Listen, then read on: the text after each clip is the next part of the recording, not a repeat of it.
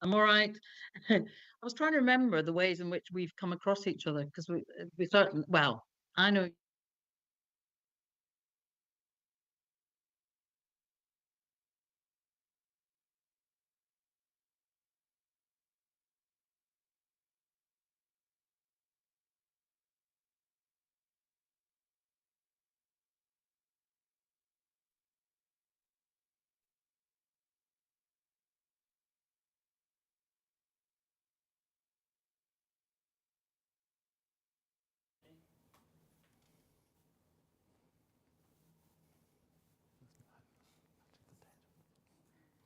Hello and welcome to this event on the future of work and skills and the importance of place. I'm Emily Tanner, Programme Head for Post-14 Education and Skills at the Nuffield Foundation, and I'll be guiding you through today's sessions, putting your questions to the panels and making sure that we capture all of today's spoken and written input.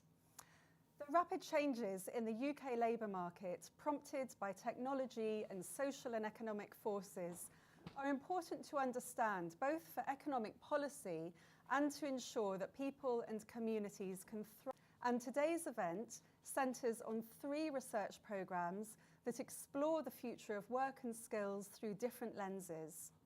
A common theme across the research is that while change brings opportunity, these opportunities are not evenly distributed, and there is a risk that inequalities will widen unless we intervene. We will hear from our expert speakers how data and evidence can help to address this challenge. The event is an opportunity for sharing evidence, experience, and ideas. We have about 450 people taking part, a great mix of local and national policymakers, employers, and researchers. And we hope very much that it will give you food for thought in your own work. It is part of the Nuffield Foundation's 80th anniversary series, in which we are spotlighting themes that we expect to be an important part of our future strategy. So a few words on how the session will run. We will begin shortly with 3 presentations from the research programmes. I will then pass to Tim Gardam, CEO of the Nuffield Foundation, to chair a panel discussion with the research leads and to respond to your questions. Following a short comfort break, our second panel of local, regional and business experts will be chaired by Professor Sir Keith Burnett, Chair of the Nuffield Foundation, and will focus on how this research and future research can be put to use in your localities, again followed by Q&A. We invite your participation in 3 ways. First, please post your questions to the panels in the Q&A area of Zoom. Any questions that we don't cover today, we will capture after the session. Second, please tell us what you think our future research priorities should be. You can do this on Slido using the link provided. We're keen to know your top priority for new evidence, the improvements and innovations in data infrastructure that you would like to see, and how local policy leads and researchers can work more effectively together on this agenda. Let us know who you are if you're happy to do so. And thirdly, please share your thoughts and continue the conversation on social media using the hashtag #PlaceAndOpportunity. Before we start the recorded presentations, Professor Sir Keith Burnett would like to add a few words of welcome. Over to you, Keith. Thank you, Emily. On camera now. Welcome to this webinar.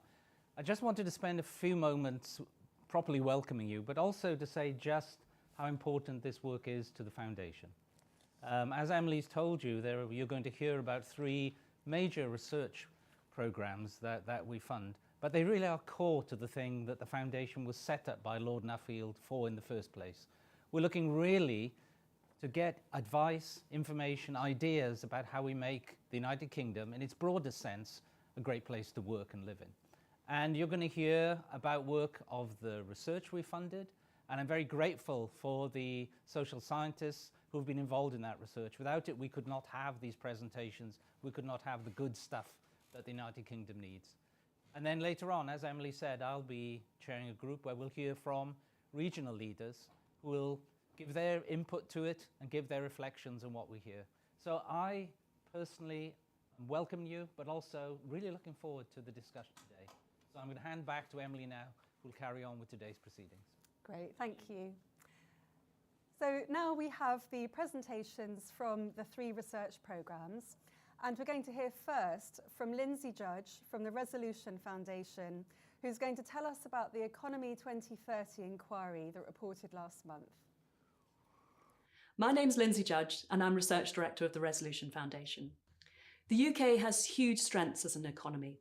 Think about our world-class universities or cutting-edge industries such as pharmaceuticals. But for the last 15 years, the UK economy has been in relative decline. Our productivity has grown at only half the rate of other advanced economies, and average wages have flatlined as a result. That has cost the average worker over £10,000 this year in lost wages, compared to where they would stand if wages had grown at their previous rate. Add to that the fact that the UK is the most unequal large economy in Europe, and it's no surprise that low-income families in Britain are 27% worse off than their counterparts in France and Germany today. Over the last 3 years, the Resolution Foundation has been working with the Centre for Economic Performance at the London School of Economics on the Economy 2030 inquiry. Together, we've been exploring why the UK is a stagnation nation and developing a comprehensive agenda for change to boost growth and drive down inequality too. Our conclusion? Britain needs a new economic strategy that goes beyond nostalgia and wishful thinking, and instead is serious about the nature and scale of the challenge. Nowhere is that truer than when it comes to our second cities in the UK. Britain has manufacturing strengths, but is the second biggest services exporter in the world, behind the United States. Places like Birmingham and Manchester should be hives of activity, full of highly skilled workers and cutting-edge services firms, but they're not.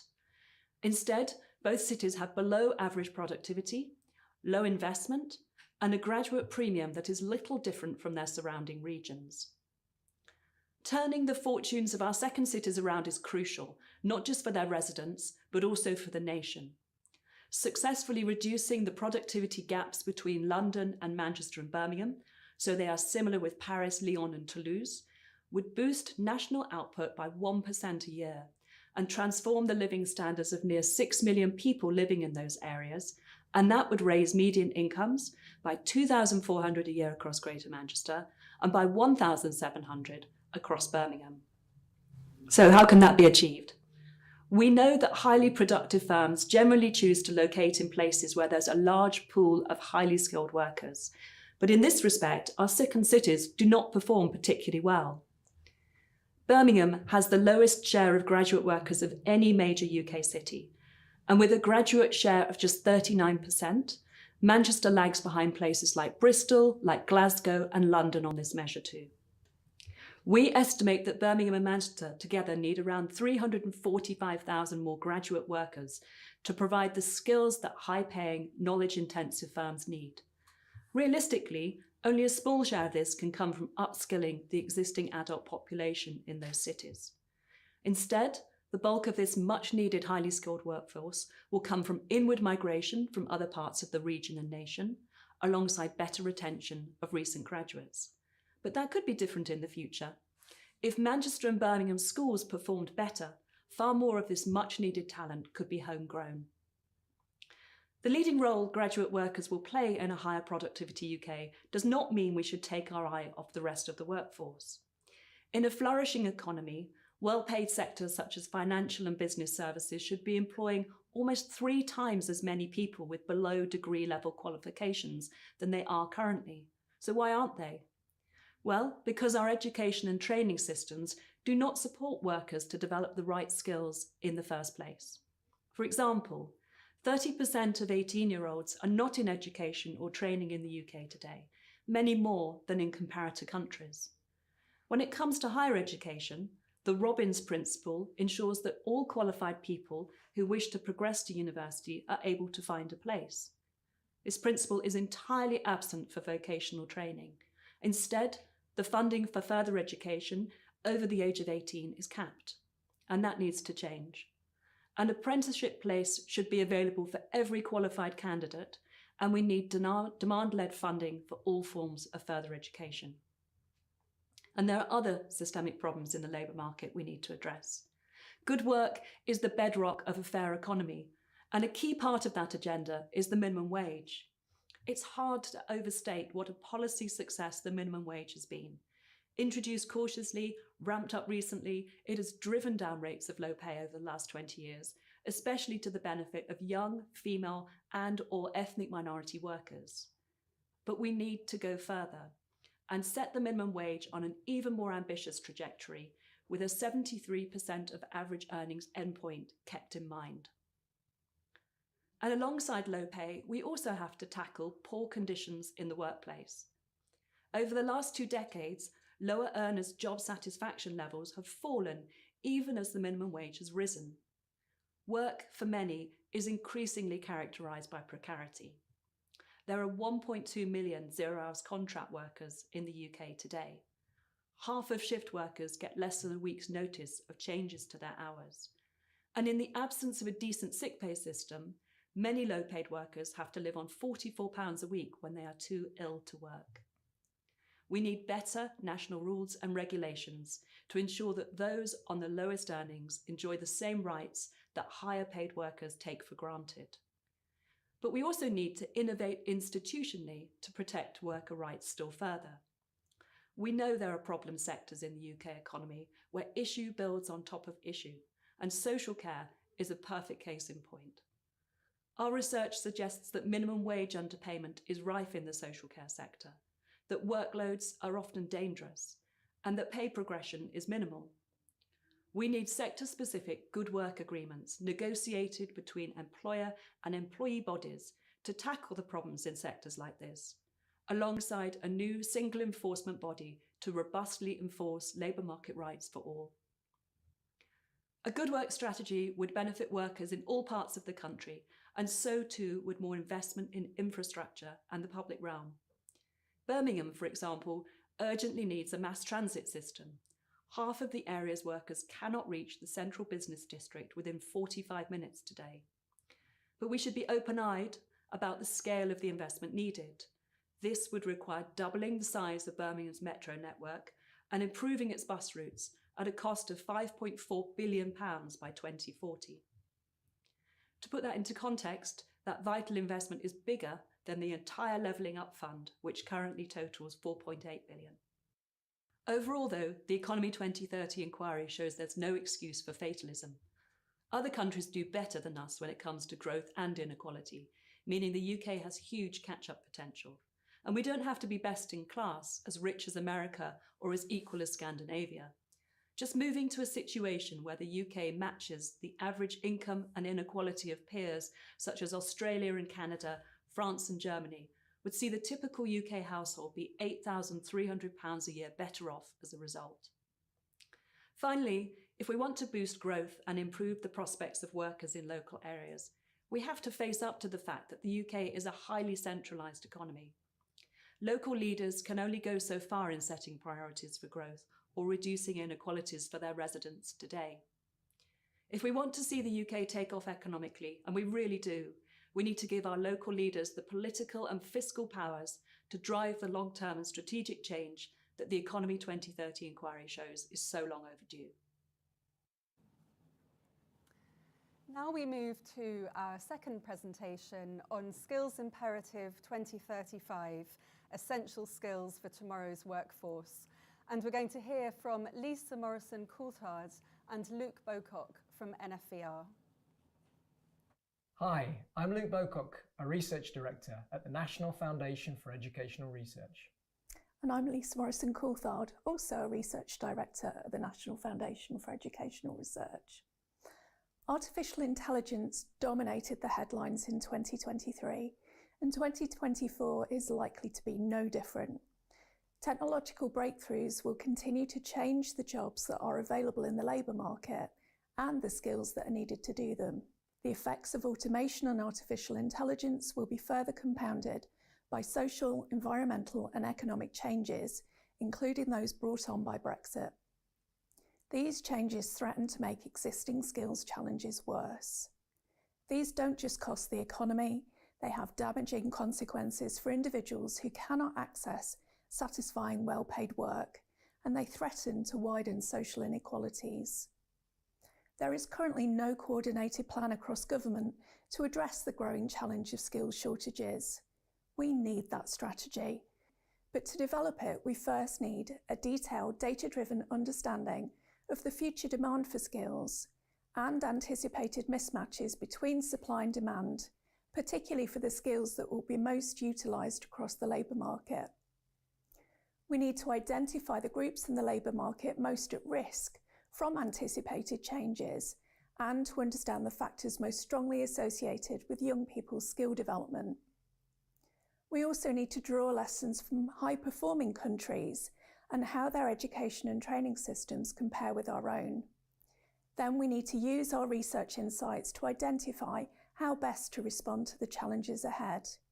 For example, what role can employers play and how can they be encouraged and incentivised to invest in skills development? How can government cushion the impact of structural changes in the labour market on the groups most likely to be adversely affected?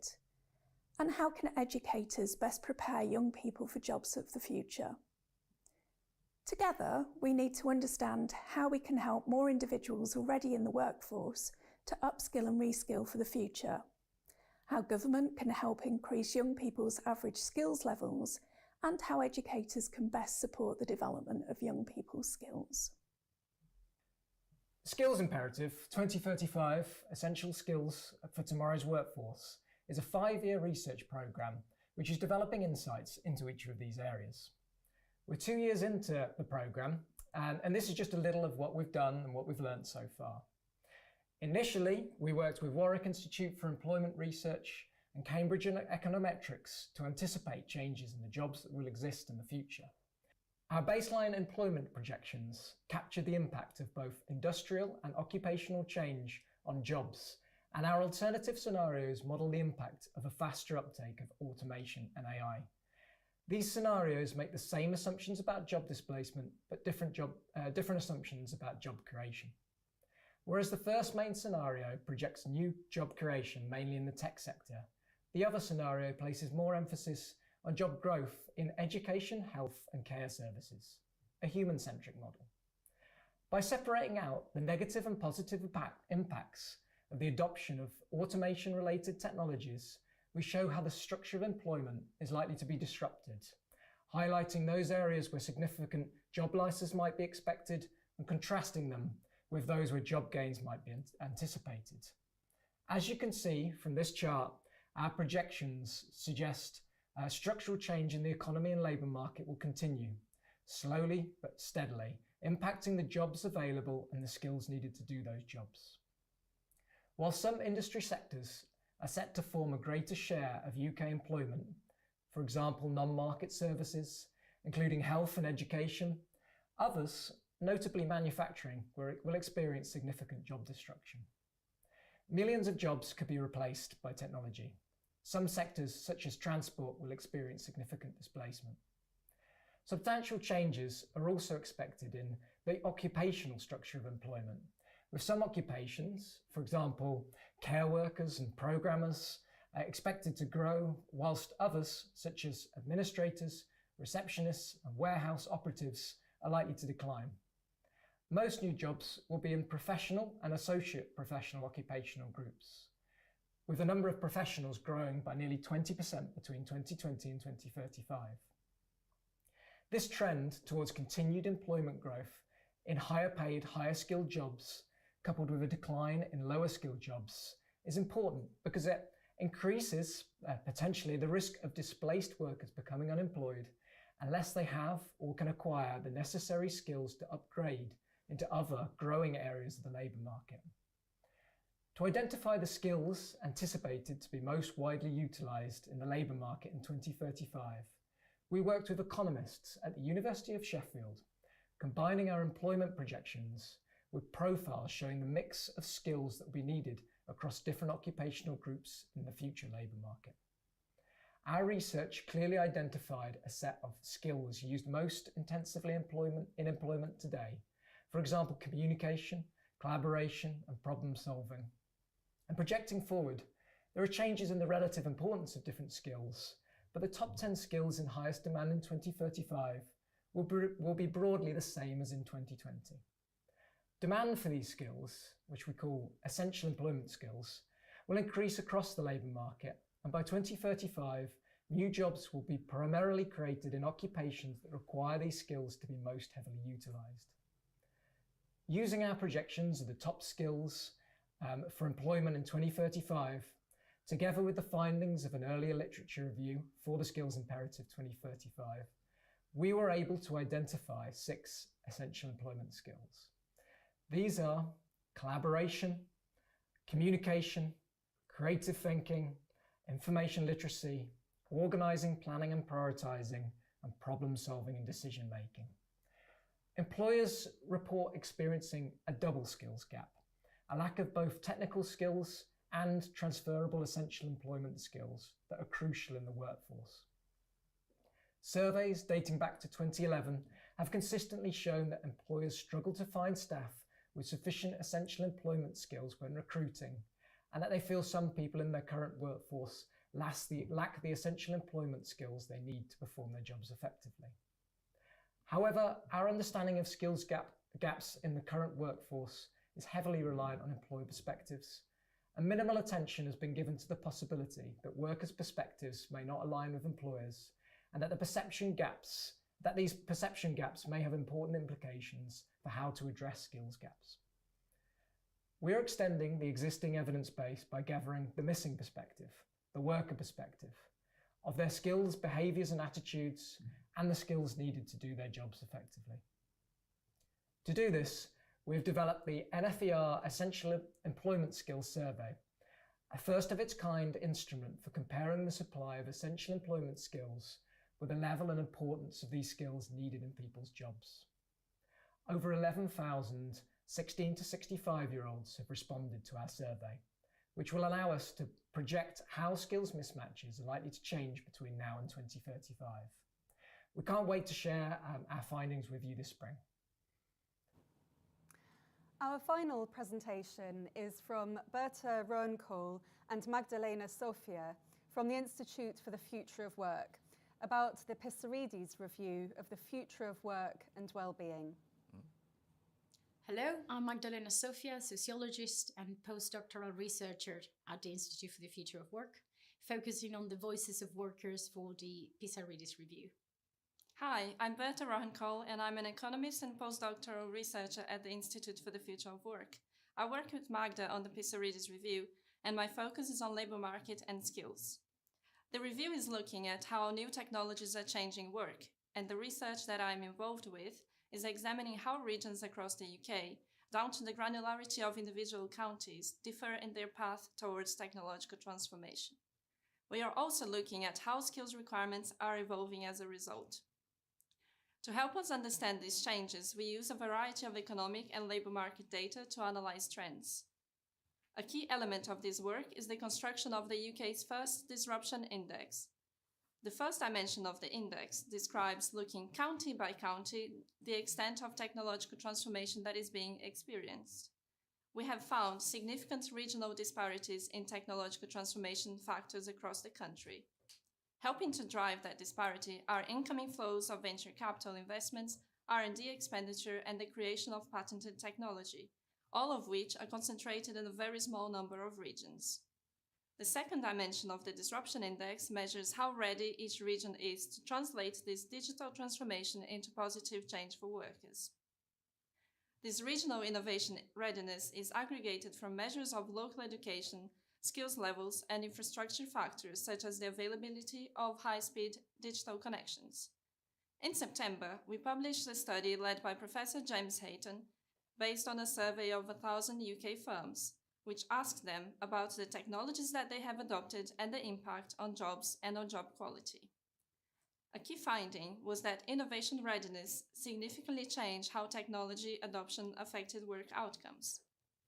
We found that high levels of readiness were associated with net job creation and an increase in skills requirements. Our disruption index shows that, as well as disparities in technological transformation, there are also significant disparities in readiness. These are mainly associated with the education of the workforce skills levels and the required infrastructure. However, these disparities are not as pronounced as the technological transformation factors. When we link this work with our IFOW level survey, this suggests that there is likely to be untapped potential in local regions that, if invested in, could aid innovation through the development and implementation of new technologies and could see more jobs created with higher skills requirements. This confirms how important skills are to the emerging picture of the future of work and to improving equality across regions. That is why, as another part of this workstream, we are also examining changes in the skills required for jobs. We are doing this using an incredibly rich dataset of millions of online job adverts published since 2016, and using novel analysis of job descriptions to highlight trends in skills demand. So far, we have found that a great share of the new skills emerging in the market directly relates to the introduction of new technologies. We are seeing more demand for skills in IT areas like cybersecurity, AI, and cloud solutions. In parallel, there are skills that are seeing less demand, many of which relate to tasks that have been automated. We also show that the pace of skills change varies a lot by occupation. Occupations like IT directors, production engineers, and cybersecurity professionals are experiencing high turnover of skills. This is in contrast with slower changes in occupations like teaching, carpenters, and elementary trades. Our analysis will offer new insights into the rate of change of skills across different occupations and in different regions. Combined with the work of the Disruption Index, this should empower regional leaders and national policymakers to understand how to target investment to deliver more good work in their area. And at the individual level, it should also help workers to understand how important it is to keep developing their skills and which skills to focus on. This finding links to the work that my colleague Magdalena is doing on workers' capabilities and the impact that these technological transformations have on people's quality of life. My work looks at understanding the impacts of technological transformation on the well-being of workers, their quality of life, and their quality of their jobs. We also want to understand whether there are variations in the impact across different technology types, different sectors, and different locations. We have collected rich primary data through an online survey of 6,000 people and 12 focus group discussions with workers in the manufacturing, healthcare, finance, and communication sectors. We are analyzing this data carefully, and early findings show clear evidence that the frequent use of certain technologies in day-to-day work has a direct effect on quality of life. This means that some technologies are having a measurable impact on people's everyday, their mobility, their pain or discomfort that they feel, and their levels of anxiety or depression. But these impacts aren't all bad. The nature of the effect depends on the nature of the technology. Our study shows that some digital technologies, such as laptops, tablets, smartphones, and real-time messaging tools, are associated with an improved quality of life for workers. This might be because of what we call job complementarity. So interacting with these technologies opens up learning opportunities, improves a person's efficiency at work, and the ways that they can connect to people and resources, helping them to manage their workload better and increasing their sense of achievement at work. However, we have also found that the frequent use of some of the newer workplace technologies, such as wearables, software technologies that use AI and machine learning, as well as automated machines and robotic technologies, may be negatively impacting the quality of life of UK-based workers. We suspect that this negative impact on quality of life is driven by increased levels of anxiety. Firstly, there is fear of job substitution, so that the increase of use of technologies will eventually replace jobs, bringing worries about job security. Secondly, these technologies are often accompanied by an increase in the surveillance of workers and a decrease in the discretion that they are able to exercise as they do their job. This may result in a lower sense of agency and autonomy and poorer quality of job. We started our analysis with an understanding that the impact of technological resources and commodities would depend on a series of contextual and structural factors. More specifically, our hypothesis was that some of the impacts of technological innovation on workers' well-being and quality of life would be mediated by changes in the quality of their jobs. We measured this change in job quality by considering a range of job characteristics. This included extrinsic factors such as pay levels and working time arrangements, as well as intrinsic aspects such as the level of discretion afforded to workers, their ability to use their skills and apply their own ideas, the opportunity to advance their career, the capability to establish supportive working relationships, and the ability to work in physically and socially safe environments. These and other capabilities may be key to workers to adapting to technological transformations in a way that allows them to flourish and live fulfilling working lives. So looking to the future, we know that preliminary findings from other work streams in the PISA-RIDIS review, particularly the work surveying UK firms and the construction of the disruption index, suggest that regional characteristics and other meso-level factors such as organizational culture and HR policy may also play an important role in enhancing workers' capabilities and their ability to adapt to new technologies. With our data, we will drill down into these contextual differences. Full results of our analysis will be available in the spring of 2024, and we look forward to sharing more then. It is a fast-moving space with so many new technologies evolving, so it is important that we understand the human consequences. Our work will make a significant contribution to helping innovation and social progress advance together. Well, thank you to those 5 presenters. We're going to move now from those introductory presentations into our first panel, which is chaired by Tim Gardam, CEO of the Nuffield Foundation. During the panel, do please add your questions to the Q&A area of Zoom, and then I'll be bringing those into the panel towards the end. So I'll hand over to you now, Tim. Thanks very much, Emily. Now, I've got with me, sitting next to me, it's Chris Pisarides of the Pisarides Review, and Jude Hillary is here in the middle from the Skills Imperative, and James Smith from the Resolution Foundation is on the end. And I think the opportunity we have now is to stitch together these 3 really interesting complementary views and approaches to the same questions, the same themes. These are 3 of the Foundation's definitional projects. I might say that's why we've spent £7 million on them. And they really pull together, I think, a theme which has not only been critical to the way Nuffield has looked at its agenda for the past 5 years, but will inevitably be as critical in the next 5. And that's why part of our intention today is to look ahead and say, what are the questions that emerge from this research? What are the further questions of research that we should be taking forward in the years ahead? Because this clearly defines, in the future of work and well-being, the future of the British economy, what goes on in terms of our education. These are the themes central to Nuffield's purpose. And what struck me, actually, was we have Resolution's macro picture, which is nothing less than the strategic shaping of the British economy, linking to the NFER's micro approach to what are these skills and aptitudes that we need to identify if that macro ambition is to take place. And Chris, it seems to me that the Pisarides review underpins both these with pretty fundamental questions about the nature of AI and technological change and the implications of the quality of work and the quality of skills that are needed. And so before we take audience questions, before we look at those questions of the nature of skills, and in particular the importance of place, which I think dominates a lot of this discussion, I'd just like to stand back for a moment and ask you, Chris, there was something that Magda and Berta said right at the end there, that innovation and social progress advance together.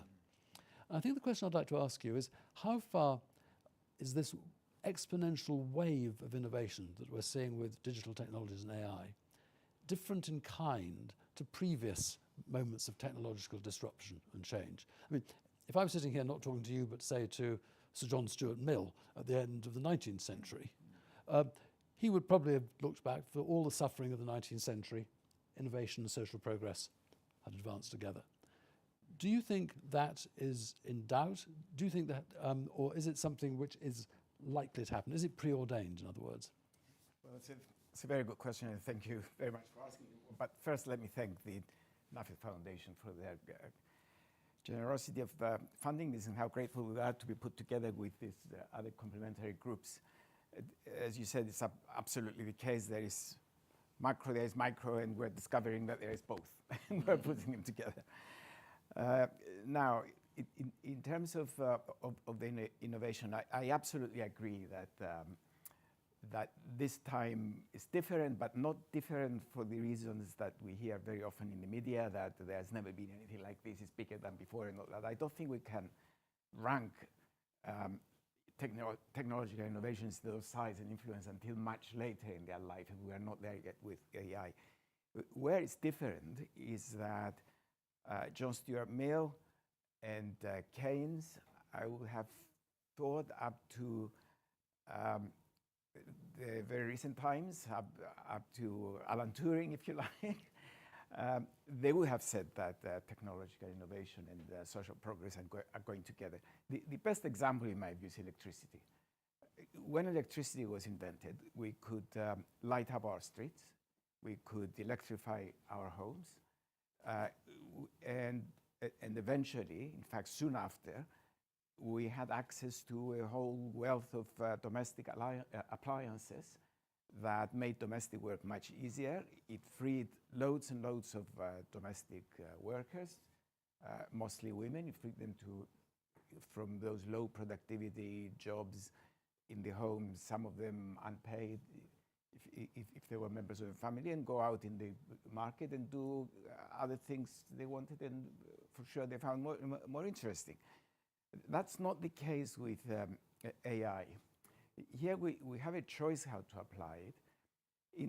In some sense, we don't need it, in a sense, to carry on. You know, we have been fine, thank you very much, without it.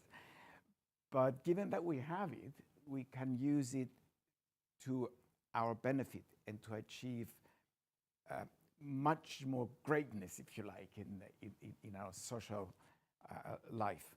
But unfortunately, it's also open to abuse and things that would set us back, and it's up to us how to do it.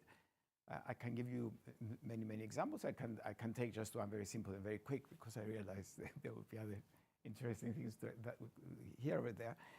I mean, take drones. Drones are wonderful devices if you want to identify distant forest fires and deal with them quickly.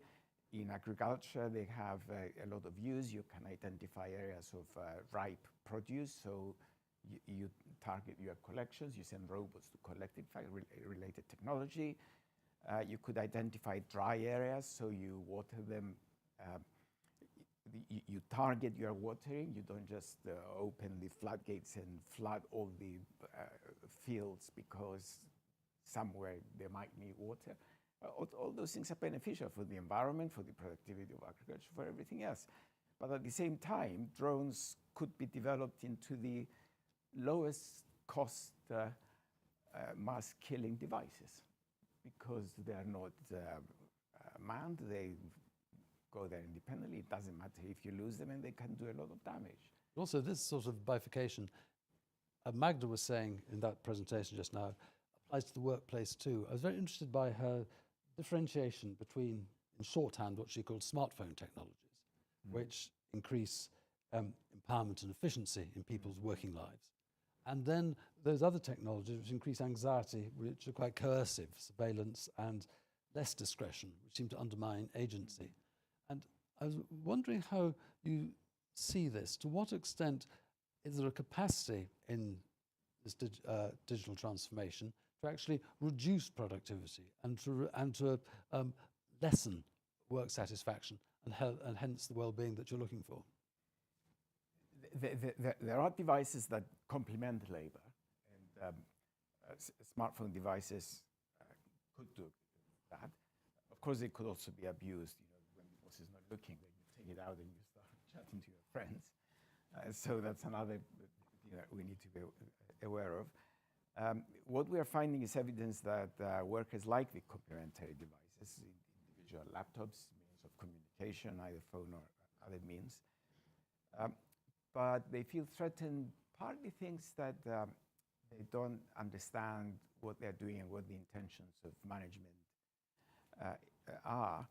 And that's where communication becomes very important.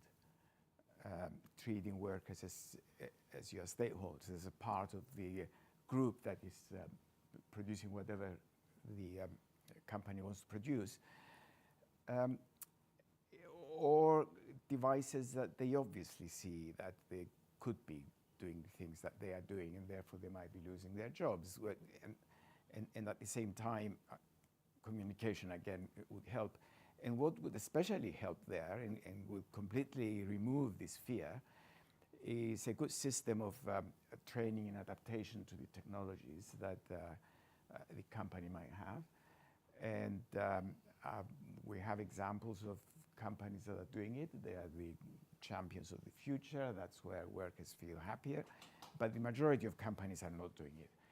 And I think, given what we've been finding, I think the failure here is in management.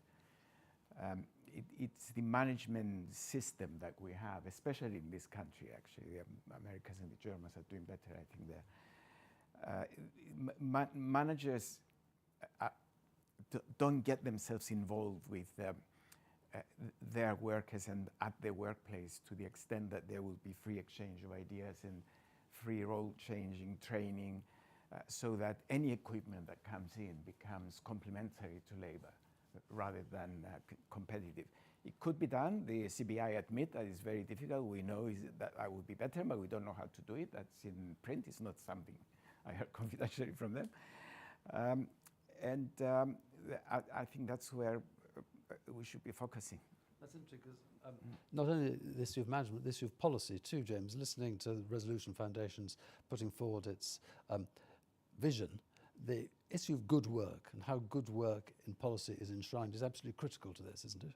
Yeah, I think so. And I think the really big thing about all this is we have all this change, which Chris is talking about. We have some of the shocks and the legacy of this period of stagnation that we've had since the financial crisis. And coming with that is this really high inequality. So not only do we have incomes that have barely grown over the past 15 years, we have incomes for particularly the bottom half of the distribution that are doing worse than in other countries. And that really sort of stands out. And when you try and think about both of those things, obviously we have to think about what's happening with technology, where productivity might go in the future. But what's happening right now is productivity is stagnating. And when you look at why productivity is stagnating, which really stands out when you compare the UK to other countries, is the sort of distributional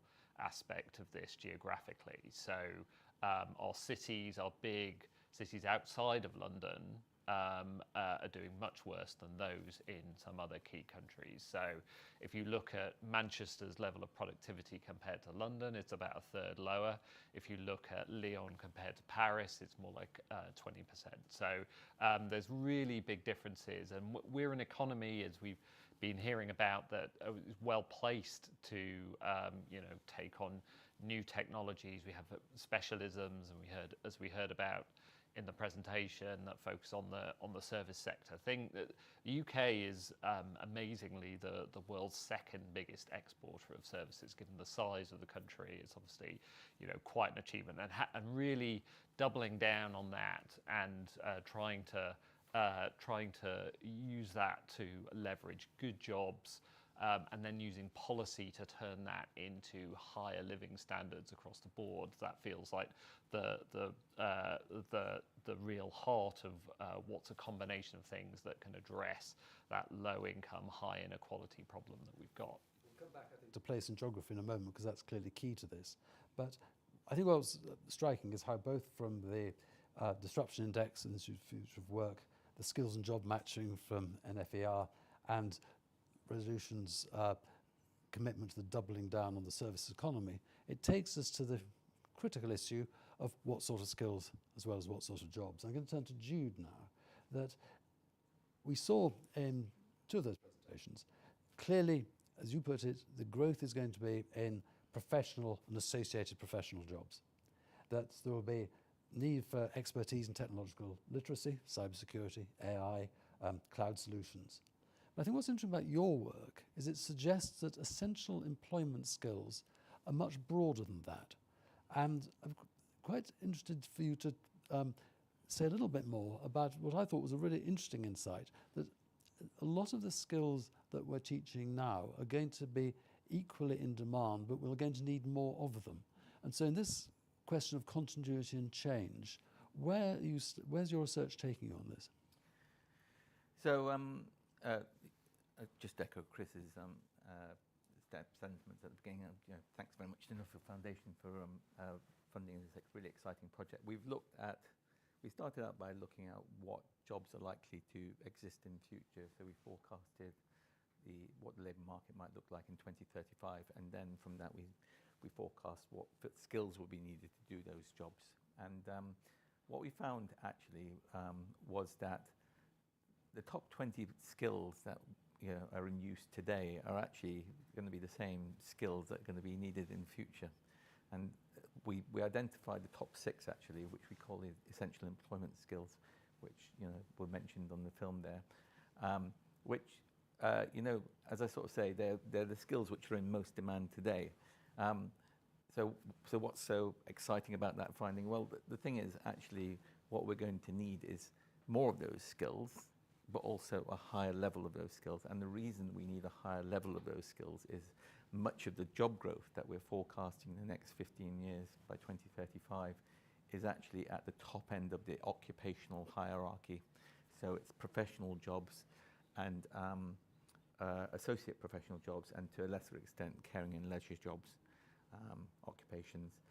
Most of the other occupations, particularly those at the bottom, are going to see a decline in their relative share of jobs in the economy in future. Well, then in the case of care and health, there you have traditionally low-paid jobs, which are going to increase in number, but not necessarily in reward. Yes.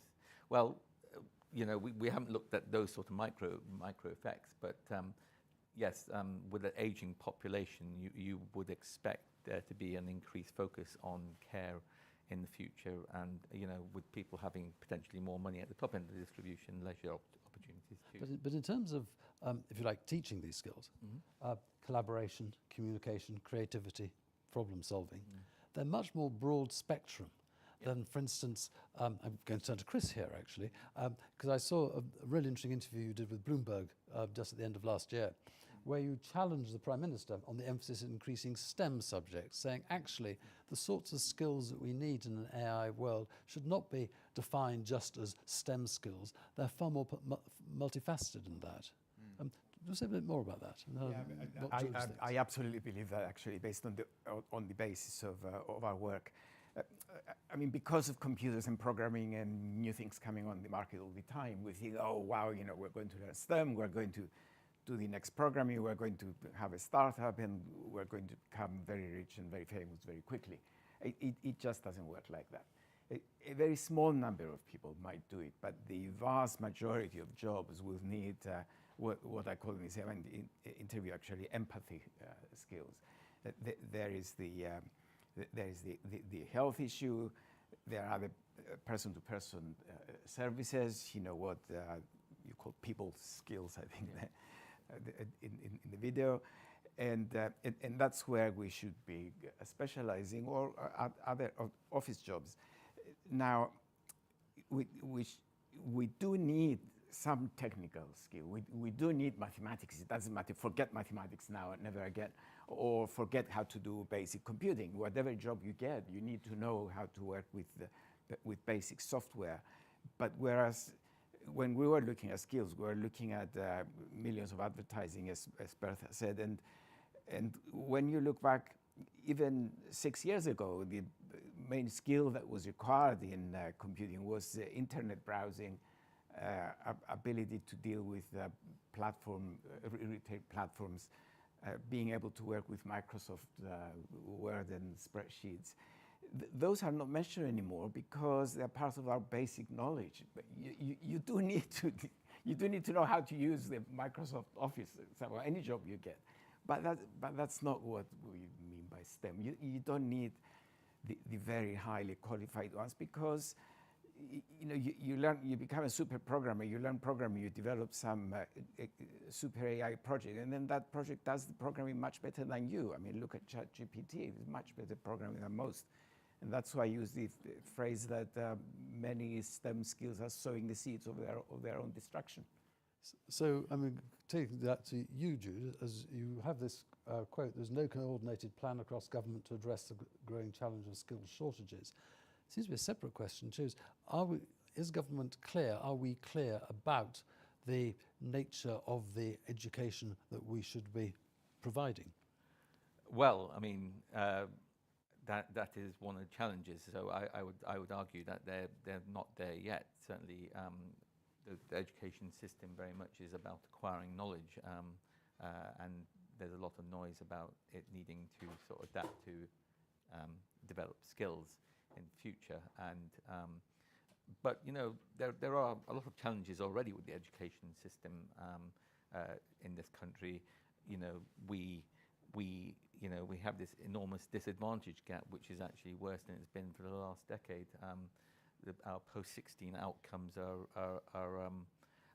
very poor compared to internationally, and actually one aspect of this project that we're leading is actually going to be looking at what we can learn from other countries about what they're doing to develop these essential employment skills.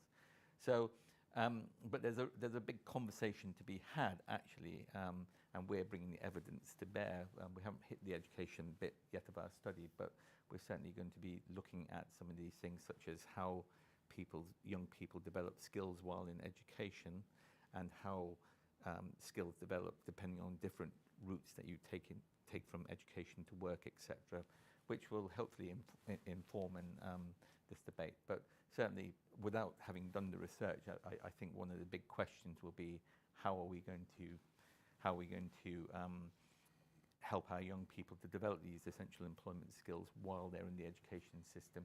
And almost certainly that's going to take you into discussions about the curriculum. It's really worth sort of highlighting the importance of this, because 1/3 of the people who are in the labour market in 2035 will be joining in the next 10 to 15 years. So, it's really important that we make sure these young people are joining the labour market with the skills that they're going to need. This also now should take us to place, and it should take us to the issue of geographic regional disparities too. You've already said, James, you've talked about the second city problem as key to your analysis. The problems of Birmingham and Manchester just not being comparable to Toulouse and Lyon. You also said the economy needs to double down on the service sector. As I quote you, Martin Wolf from the FT, who's been hugely complimentary of your work, he seems to have cannibalized it for a host of articles, but he was grumpy at one stage when he said of your analysis, this priority looks ideal for skilled professionals living predominantly in London. What would it mean for the less skilled living elsewhere? And he went on, how does the promotion of high-wage services generate income across the country?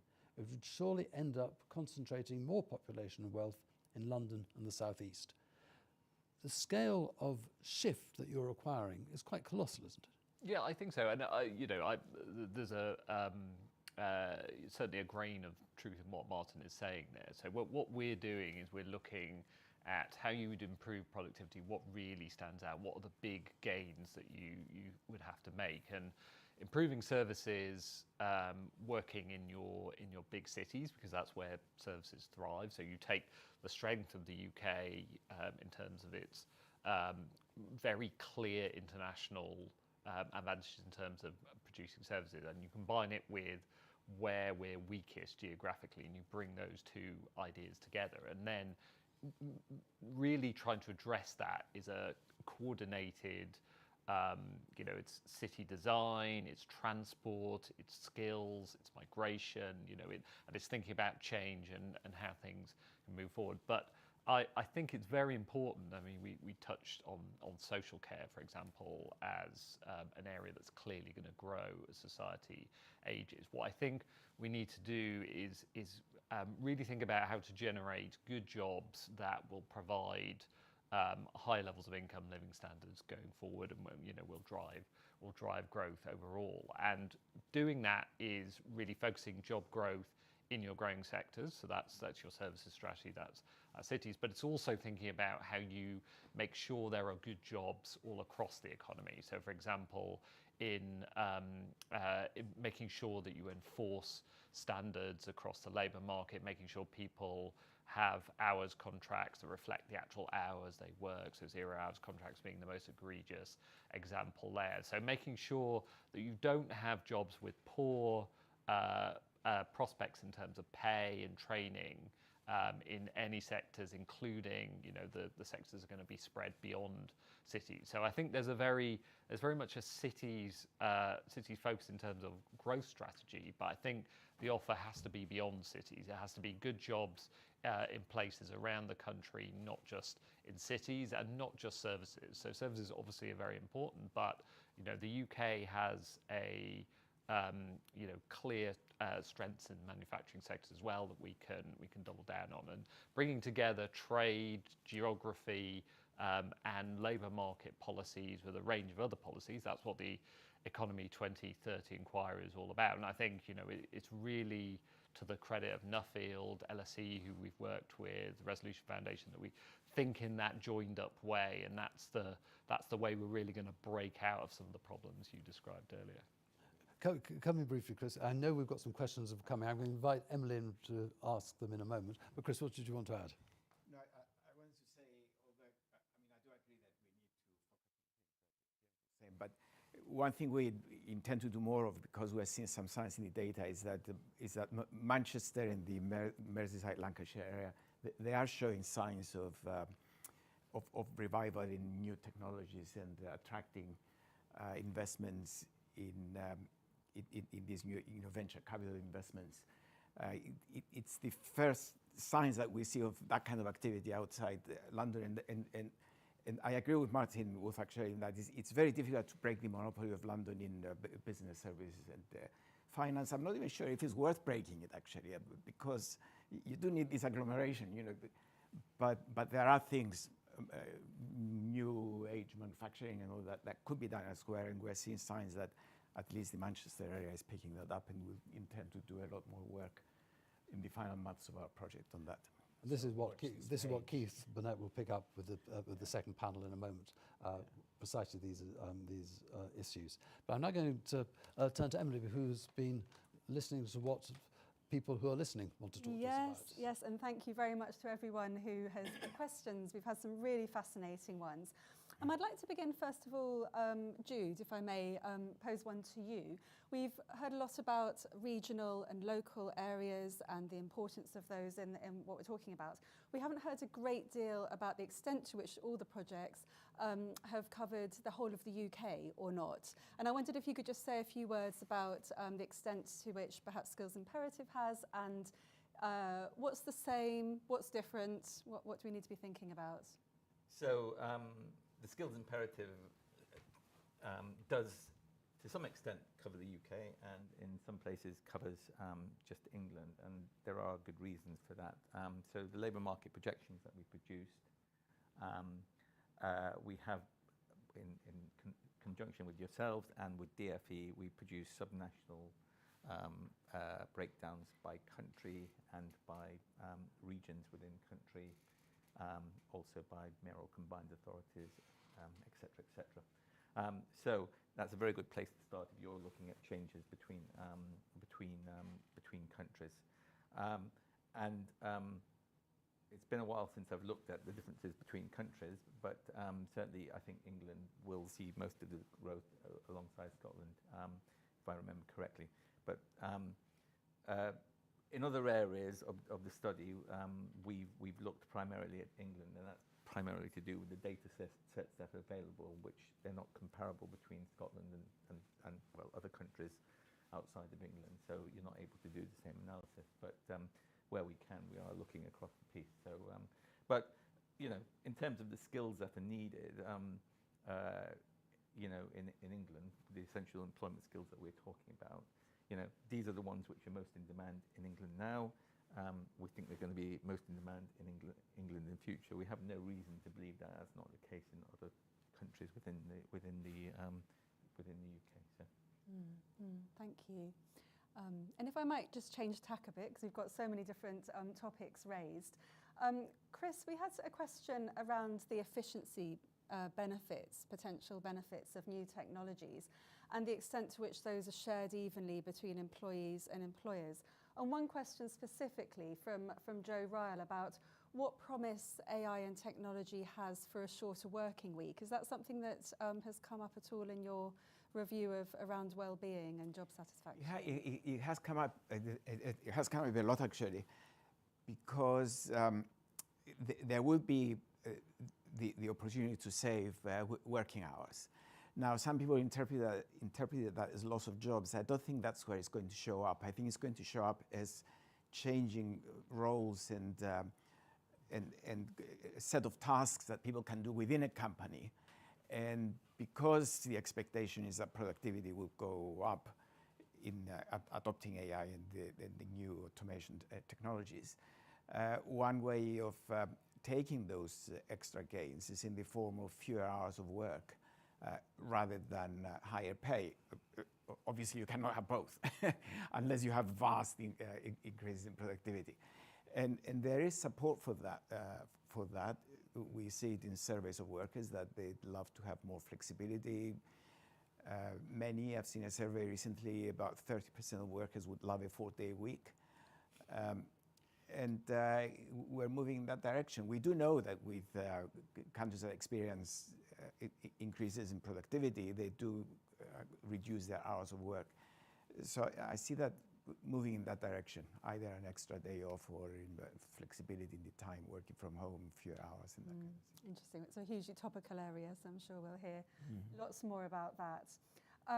James, if I could turn to you.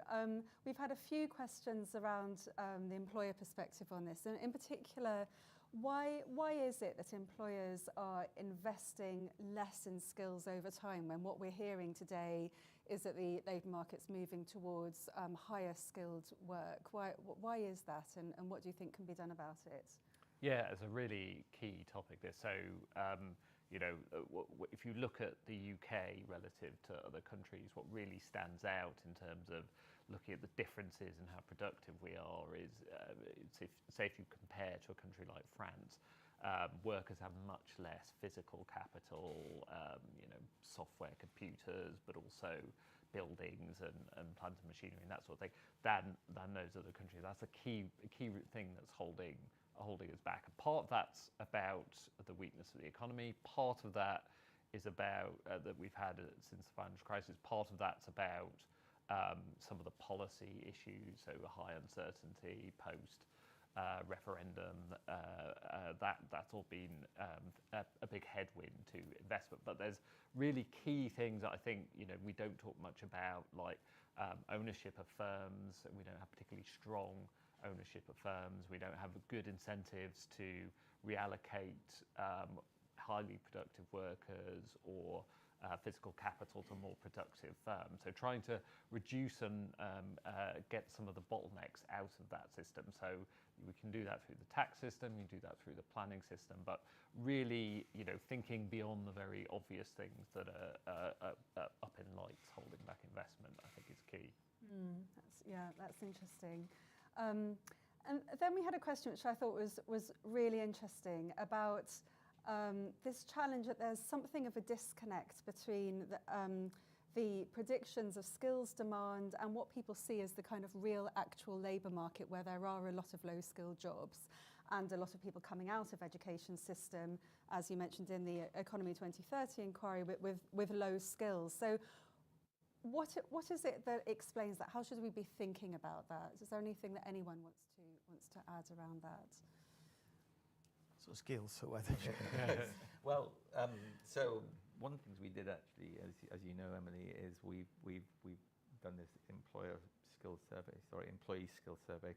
Generally speaking, when you ask, the sources of information out there about skills, it's the employer's perspective. We've done the opposite. We've asked employees about their essential skills, and without sort of letting the cat out of the bag, what we found actually is that there is a skills underutilization of employees, and it's the same employee occupational groups actually that employers are often reporting sort of skills gaps on. So there seems to be a miscommunication there, maybe, that we need to sort of understand, and we're thinking about that at the moment, about how we're going to present that in our next working paper. But it seems to be... Doesn't that reflect what Chris was saying about the management issues in UK management, perhaps, that same point?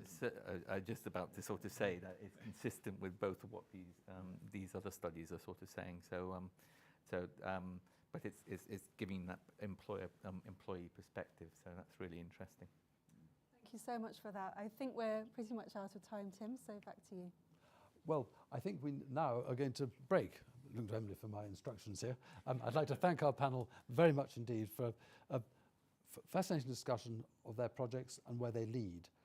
As I said, for us, our great ambition here is to see, as a result of these conversations, new ideas coming to us at Nuffield, and ideas that reach across from the research community to those in government and employers, to have a sort of joint enterprise in our work, to identify the evidence that we need to be able to bring these policies into effect in the way that they will make a difference. And so that's what the second panel is going to be about. We have the chair of Nuffield Foundation's, Keith Burnett, being joined in 5 minutes, but I think for now we have a 5-minute break.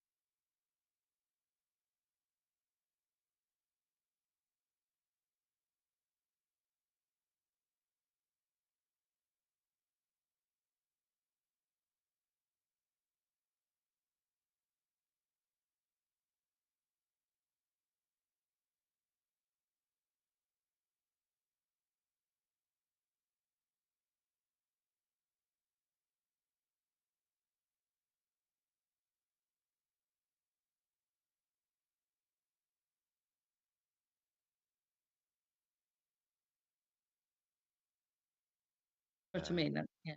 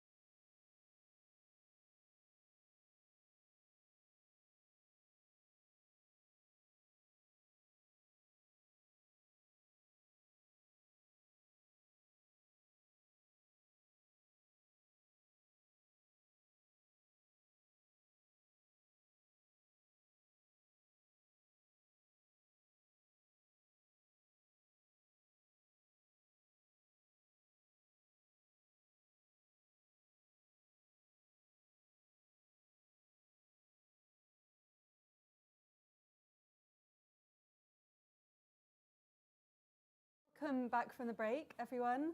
And thank you very much for your questions in Zoom. Please do keep those coming.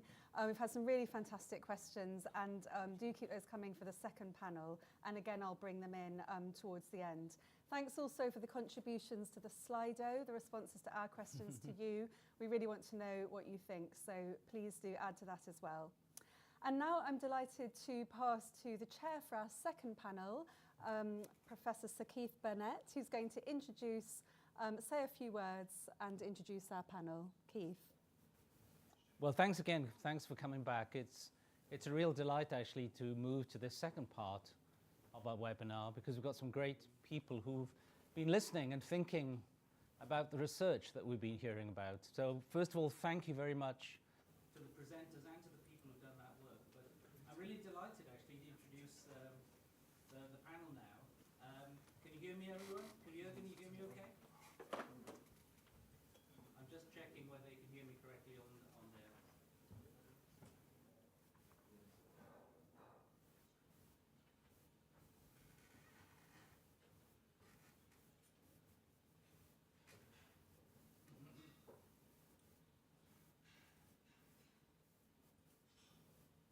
Can you hear me on screen now?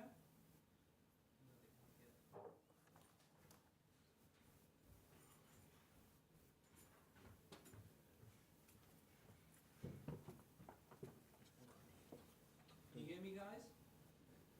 Can we hear? No. It's not.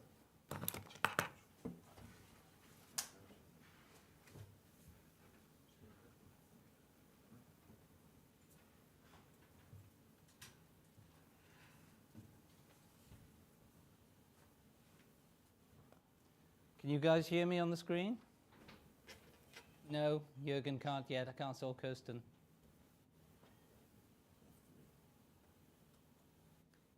Okay, now. Let's do it somewhere.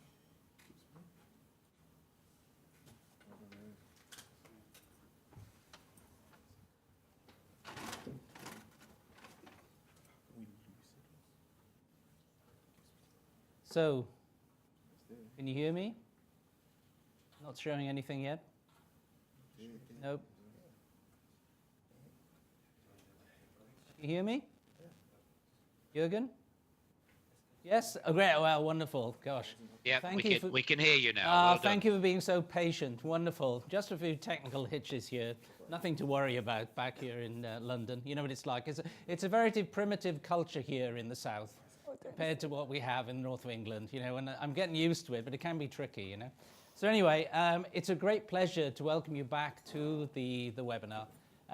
We had a fantastic presentations by the research groups that we're funding from Nuffield, but we thought it'd be wonderful if we can hear from the perspective of people who've got experience with the issues on the ground, as it were. I'm here, actually my background is actually I'm a quantum physicist, given now you probably know what quantum is now. Didn't many years ago.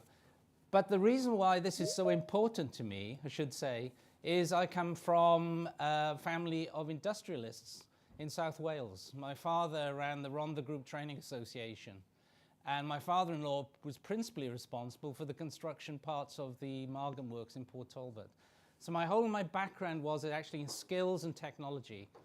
And then I had the most wonderful time at the University of Sheffield, where I was involved with a very, very powerful example of where you could use new skills, new technologies to develop jobs locally in Sheffield and AMRC. I also worked closely with the city councils of Sheffield, Rotherham, and also of Barnsley. So it's really great, actually, to have the people. I'll go around the screen, and I'll start with Jürgen, Professor Jürgen Meyer, because he's somebody who's an incredibly strong supporter of the way the technology, both your experience in Siemens, but also in the study you did for the government on smart skills and manufacturing, but also now the Northern Powerhouse. Very welcome to you, Jürgen. Kirsten, now from Bradford, again, one of my favorite places, Bradford. When I was last there, I was at the Alhambra, but also wonderful countryside and capability around it. So thank you very much, Kirsten, for coming here today and talking about the perspectives you have. I'm sorry if I know all these places, but again, Doncaster. Daniel, thank you very much. Wonderful. I mean, I know really how powerful a logistics center Doncaster is.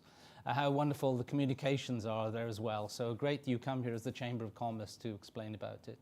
And also we have Richard Brooks from Birmingham City Council, who's involved then with looking at the partnerships as well through the city. So I think we have a great panel here, and what we've asked them to do is just to give a few minutes short things of their perceptions of how things are going round in that way. I hope you're ready to do that, people. So we're going to start with Jürgen, if you'd lead off and blast away, Jürgen. Yeah, sure, and great to see you, Keith, and like you say, what a fabulous panel to join, to give that sort of Midlands and Northern perspective of what we've just been hearing about on the research. And you know, I mean, one of the things that clearly came through from me, from all of the previous speakers, was that, you know, we are devoid of a proper national strategy for where we go on skills. I didn't hear quite as much about industrial strategy, and given you're an industrialist, Keith, and I'm an industrialist, you know, I'd like to take the conversation maybe just back slightly to that point, because I think, you know, almost before you can create a skill strategy, you do need to have the industrial and the technology strategy. Actually, it's technologies and it's industry, you know. And look, Keith, you just you know, raised where, you know, your dear father started his technology career at Port Talbot, and look, I mean, that's in the headlines at the moment. Why is it in the headlines? It's because, you know, for the last 20 years, we never created a proper industrial strategy to manage the transformation of UK steel industry from a high carbon, high energy intensive industry to a lower carbon, greener industry. And of course, you know, many other nations have had those strategies, so they are now more competitive than we are. So the UK can no longer afford to have blast furnaces, and unfortunately we're closing it down. You know, and so it's the absence of that sort of industrial strategy. And of course, once you create a strategy, if you do it right, and you create what are the new jobs that are going to come, then of course you need to develop what the skills strategy is. The other thing that you know, was mentioned quite a lot in the previous panels was sort of demand strategy, and you know, and this I find very interesting. You know, having worked for a long time in industry in this country, but also in Germany and Austria, and you know, we just don't have a demand-based skills strategy. And if I can just very quickly explain the Austrian model, because I actually think it's easier than the German model. In Austria, you still have a national network of job centres. That's basically what they are. But the job centres act as more than just a job centre. The job centre is the centre that is responsible for coordinating demand and supply between local employers and local skills providers. And because that is the system, and because that's the system that has existed for like 40 years, every employer knows it's their responsibility to give their demand of skills into that system once a year, you know, and it's once a year for what is required over the next 5 years. So there is you know, there's a map, and people know of what's going to come. And it's incredibly simple, isn't it? You know, why can't we do something as simple as that?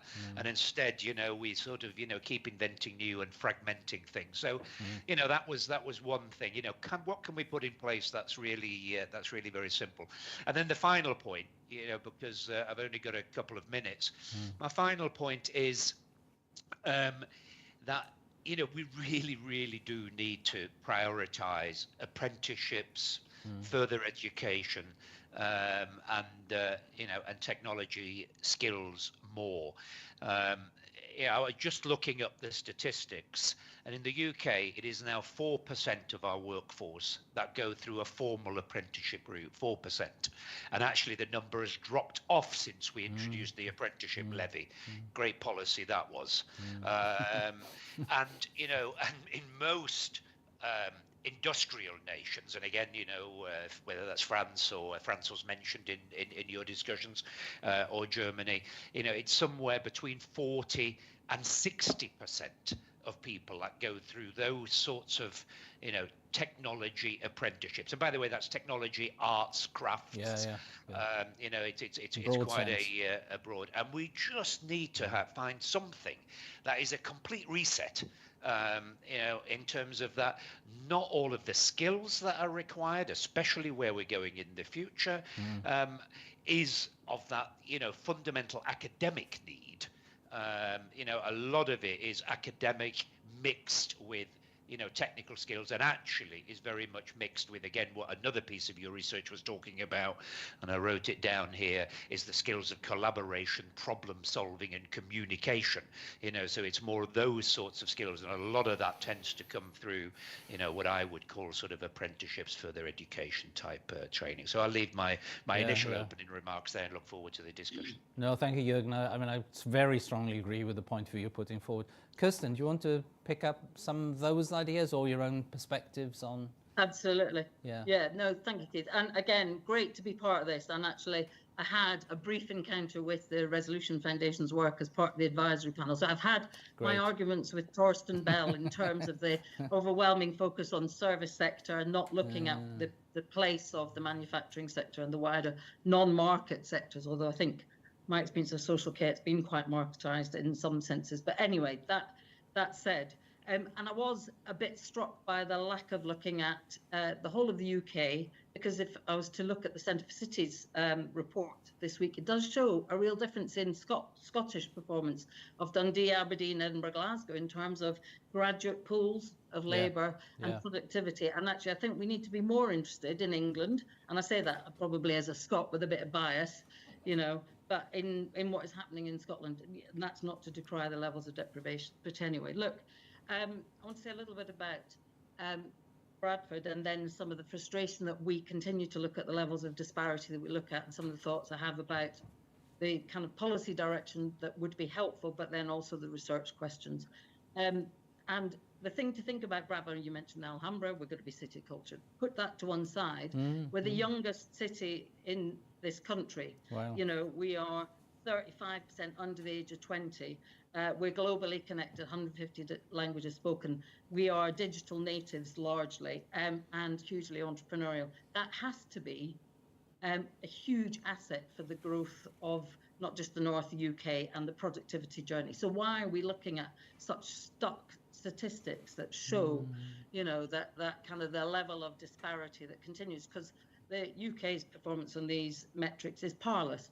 But if you're to look at the north of England, and Jürgen and Dan and I know this full well, we're at the bottom then, therefore, of a parlous situation. Something dramatic has to shift. And I think if you were to look at further research, looking at some of the shifts that are needed, for example, the 1.6 billion funding gap in kind of research that's directed into northern HEIs that are hugely capable of being part of the future, have great capabilities, but the Golden Triangle continues to hoover up the bulk of the research, and the impact of that then is lessened and so on. But there are other absolute disparities. And look, I know how hard local authorities, combined authorities, chambers of commerce, colleges, universities are now working across the north, actually, but certainly I have most experience of Leeds City region on employment skills strategies, trying to give young people experience of the workplace around all the occupations that are possible. We're trying to flex the apprentice levy, so we pool it and share it, but these are workarounds. The curriculums don't exist. The structures for the apprentice levy is not good. I know University of Bradford, #1 in the country for social mobility, produces more graduates that go into higher professional entrepreneurial destinations than anywhere else in the north of England. And more postgraduate students studying AI. And there are many other assets for this productivity thing. But it's precarity, which I think was mentioned first up, wasn't it, in the Resolution Foundation, with a lack of strategic framework. Jürgen's referred to a funding model that's broken. Look, I was talking to a vice chancellor who said they've lost 1,000 students due to the visa changes. And the universities at the moment are hugely dependent on international income because the fee hasn't been lifted, because the fee structure isn't working. And so you've got an immediate, kind of constant shifting, fluctuating fees, local authorities that are looking at bankruptcy. I mean, and maybe Richard wants to say something about, it's not bankruptcy as such, but huge precarity in their finances, and devolution, which is really decentralization, with some notable exceptions. And that said, we're maxing out on what we can do. So completely agree with Jorgen around industrial strategy, employment skills, and the transport investment, because again, on the research has talked about Birmingham and the transport system.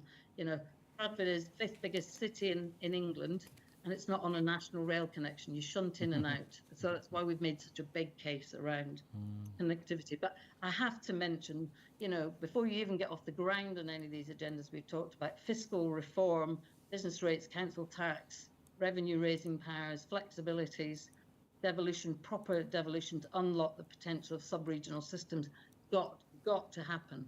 Something we haven't mentioned, I just feel I should mention, is the early years system, which has been desiccated. And actually, if you don't get children by the age of 7, actually equipped with some of these basic skills around communication, collaboration, interaction with others, and there's been huge underinvestment over the last 10 years, they are not going to learn through the school system. Innovation in the school curriculum is absolutely not fit for purpose. It takes forever. The regulatory bodies are slow to then recognise and accredit new forms of qualification. Huge amount to do around all of that. I'd also, just because I'm the chair of the Young Foundation, which of course does huge amounts of research around community, but the need to reinvest in the hyper-local and the pathways into employment for those furthest from the labour market, if we are really going to tackle regional disparities. It doesn't get a lot of attention, but this is a whole system solution that is absolutely needed. And then the inclusive growth dimension of the new economy just needs, as I say, who benefits from technological change and innovation in this. So very quickly, I was going to turn to how research can aid. I think it's crucial.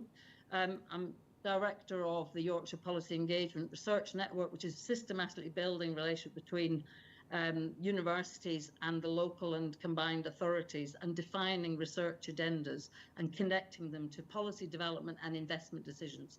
Should we be successful, watch the space for Yorkshire Policy Innovation Partnership, which is specific, it's £5 million to invest in looking at inclusive growth, transition to a green economy, living sustainability.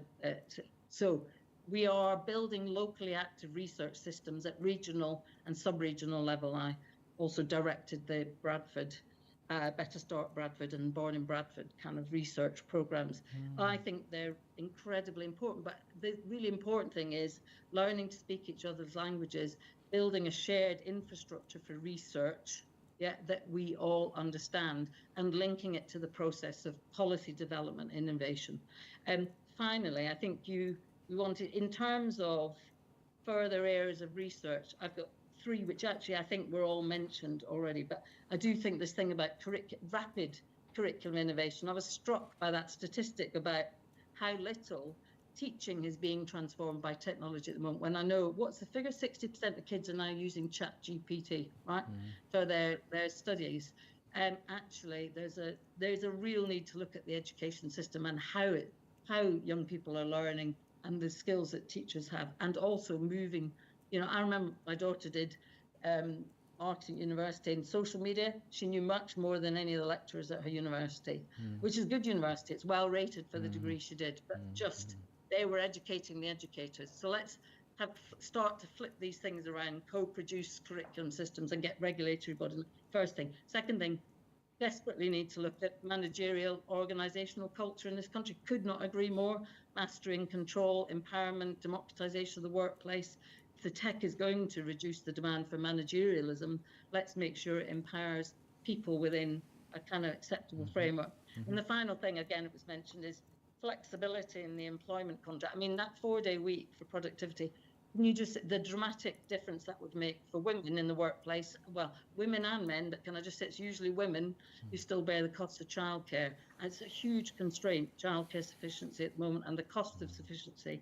But not just that, the contract that, renegotiating the contract that might allow people to come in and out of the workforce with an employer, but bringing new knowledge and skills, and actually acknowledges the wider skills. Now, some of the big 4, we just brought PwC in as to have a growth hub in Bradford as they do in Belfast, and they're working really hard at understanding these trends and implementing them. So those things.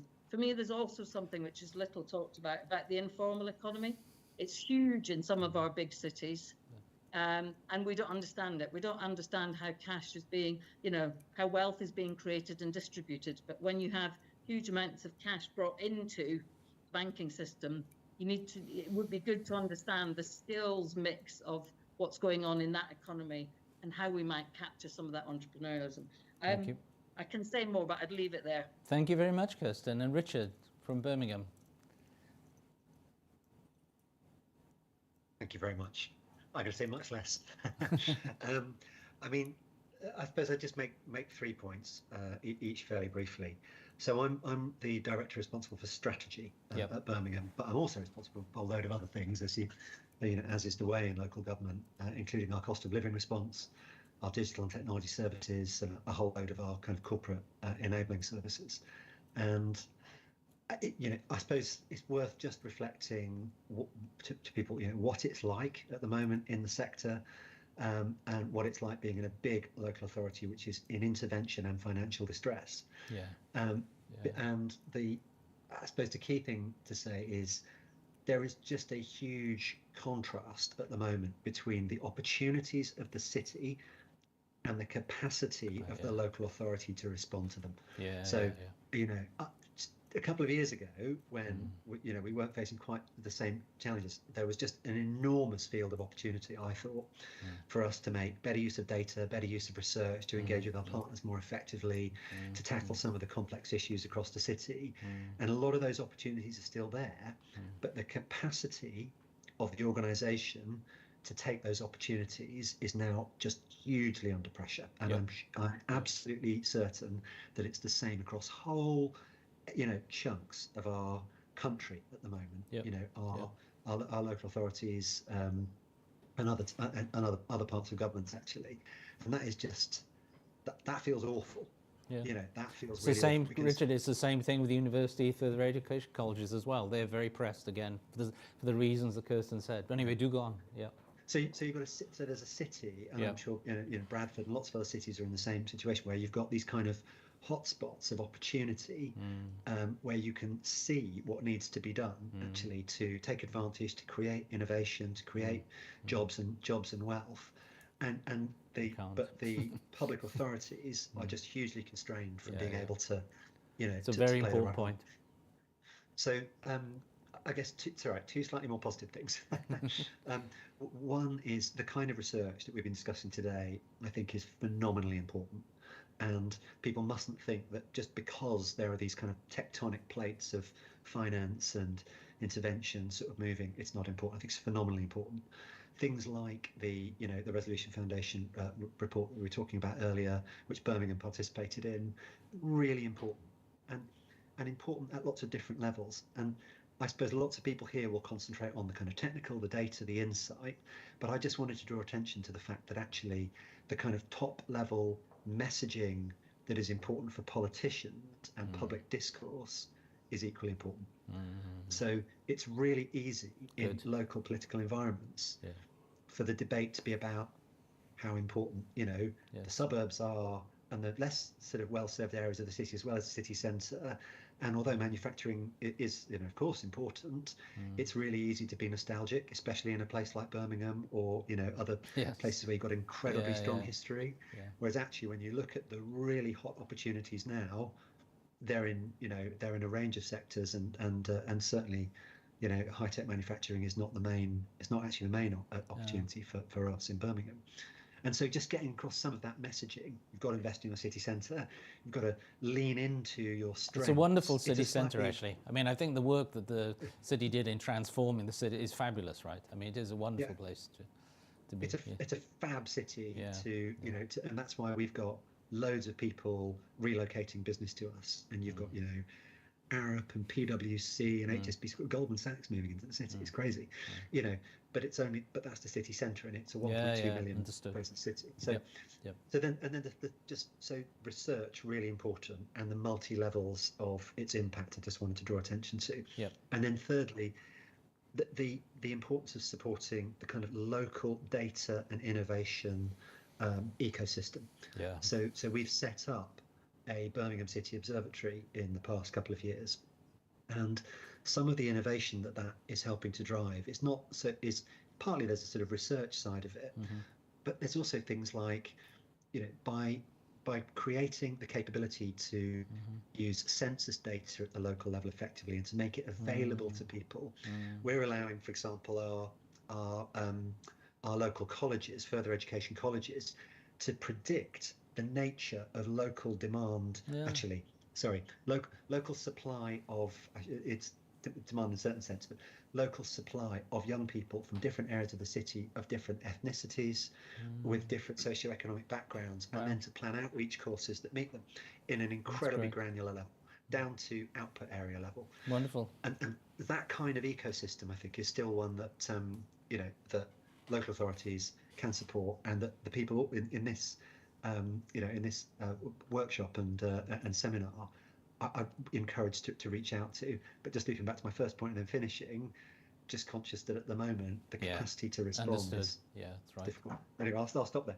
No, very important point. Thank you, Richard. Daniel, go back to Doncaster now. Hi, Keith. Thank you for inviting me. Just by way of intro for colleagues on the call, I'm Dan Fell. I'm the Chief Executive of Doncaster Chamber of Commerce, an organisation that supports and represents the business community. I'm privileged to do a range of other non-exec and voluntary roles linked to economic development in South Yorkshire, which in recent years has included chairing a successful project to open a university technical college in Doncaster, which has been a runaway success, actually. Evidences the need for diversity and choice in our education system. And another role I've been very privileged to do for 5 years is chair of Cast Theatre in Doncaster, and I'm sort of really passionate about the role of arts in education, and perhaps that might come up in the conversation a little bit later on. However, I think the reason I'm here is because Doncaster Chamber leads on something called local skills improvement plans in South Yorkshire. Local skills improvement plans, the essential hypothesis, and not dissimilar to what Jürgen was describing in Austria earlier, is to put skills planning a bit closer to the private sector by moving it to bodies like us, employer representation entities.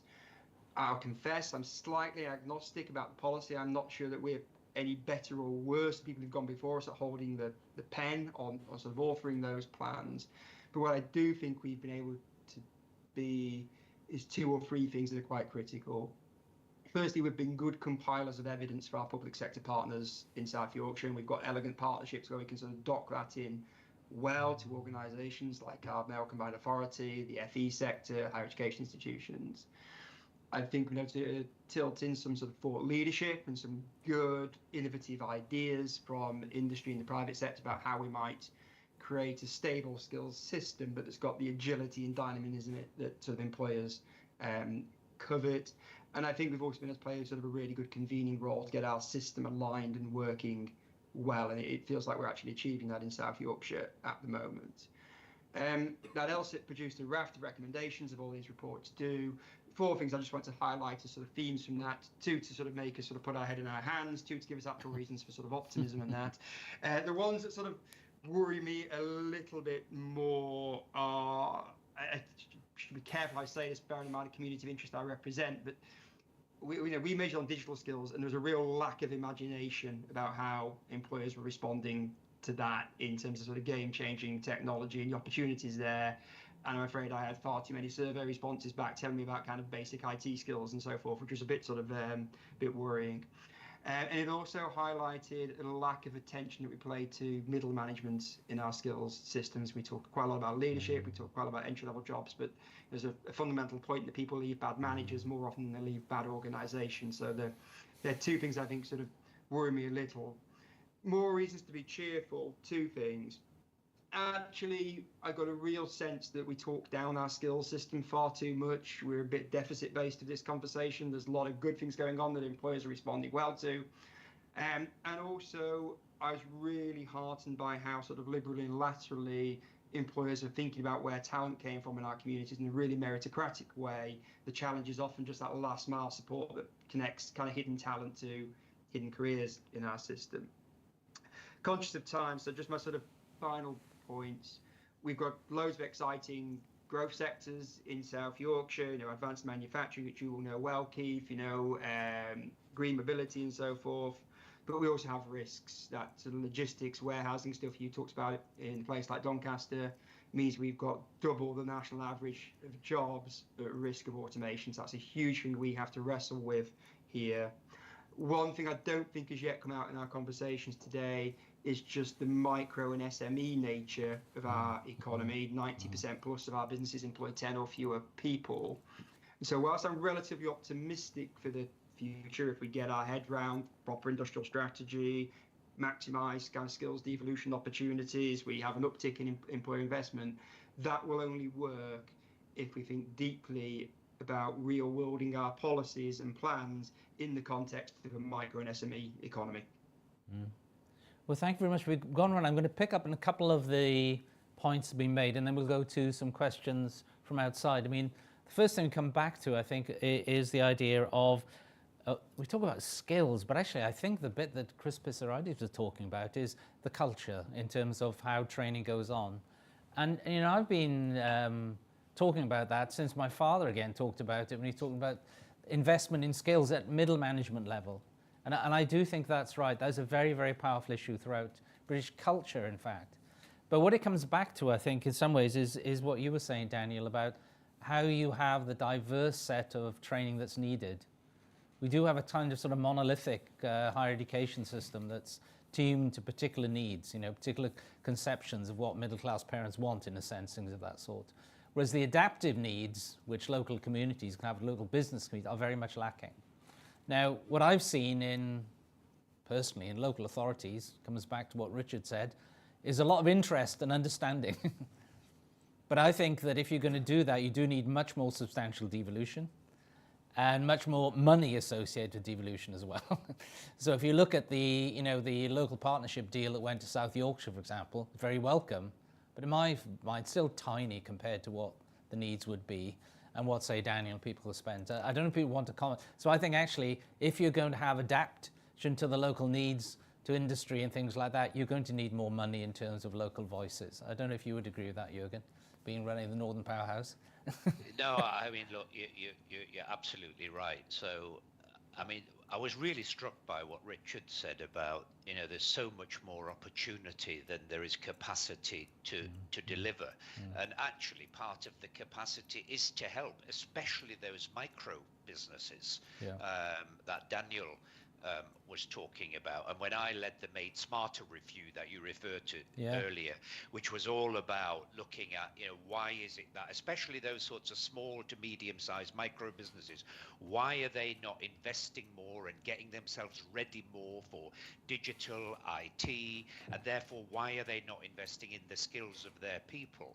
A lot of it did come down to leadership, management, I suppose it's sort of vision. A lot of people were just, they're sort of so in the busy mode of getting their output out, doing what they're doing. They're not thinking ahead. But actually, you can put mechanisms in place that support those businesses.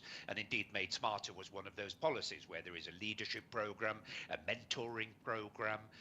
People get sort of easy, ready-made technology packages that they can apply in their organizations. And and the problem is as exactly as Richard said, there is not the capacity to really roll those out and deliver those and help them. And maybe just one final comment on that capacity. I took a group of civil servants and local authorities to Leipzig in Germany. It was a long time ago now, about 10 years ago when I was still at Siemens, because I wanted to show them how some of what we're talking about works in Leipzig. And then they were talking about all these things they're doing, how they're helping their SME micro businesses. And then one of the British people said, but how do you get the money for all of these? And when you do bids and you need to, and you get rejected, and at the other end these people were just looking blank. They were saying, what do you mean bids? So no. I mean, we always struggle to spend the money we get allocated. And there was just a completely different, this recognition that you do have to put money, particularly into the devolved regions, so that they can help their economies grow. And we're doing exactly the opposite, right? If you're going to, I'm going to follow on with that if you don't mind, because I do think this devolution issue is critical in terms of local capability. Because Kirsten, you mentioned Scotland, and so I'm quite involved actually with the manufacturing capability in Glasgow, and their particular growth has been in photonics. So actually the growth of the laser industry, optics, whether it's used for imaging or actually communications.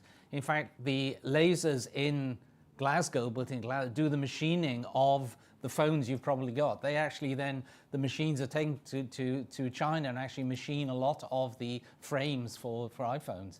So I'm just saying it's possible there in Glasgow, as they've done with the Scottish government, to drive a very, very large, new, exciting new sector of technology. And I just say, what things you've seen in Brad, for example, in terms of your opportunities and devolution, that's what I was thinking. Yeah, no, absolutely. I mean, I want to say one thing, which is I'm very aware that the messages from Labour is there's very little room for manoeuvre, the fiscal situation is very... So I think it's really important to keep emphasising the fact that there is much needed fiscal reform to give stability to the local systems, whether combined authorities or local authorities. So it goes back to Richard again, isn't it? Well, we're 4 years past the fair funding review, the business rates reset, which actually properly values the value that businesses, you know, are creating and therefore can contribute.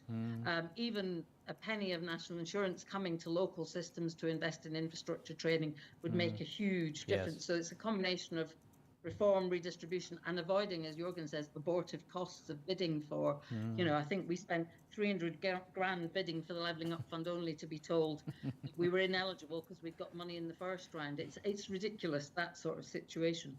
So there are absolute clusters. Again, Bradford has a higher than the national average amount of manufacturing, its history, but I don't want to be nostalgic about this. What we've got is emerging strengths in electronics engineering, aerospace, RF, radio frequency clusters, actually, you know, and the aerospace related, which is going to be incredibly important in the kind of geopolitical situation, cybersecurity and so on. So proper devolution, not decentralisation to West Yorkshire would enable proper sustained investment in that. We just need kind of consistent direction of travel, long-term funding agreements, accepting there's not masses of extra money, but where the flexibilities can be given to us, not earned autonomy.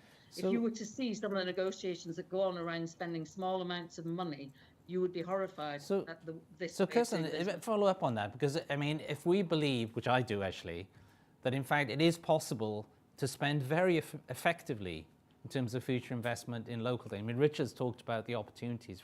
What should researchers be doing to show the importance of that, or actually effectiveness of that? What would be good? Richard, do you have a view on that? You've got a juicy project that we could show actually delivers stuff to the UK economy better. You know, just an example.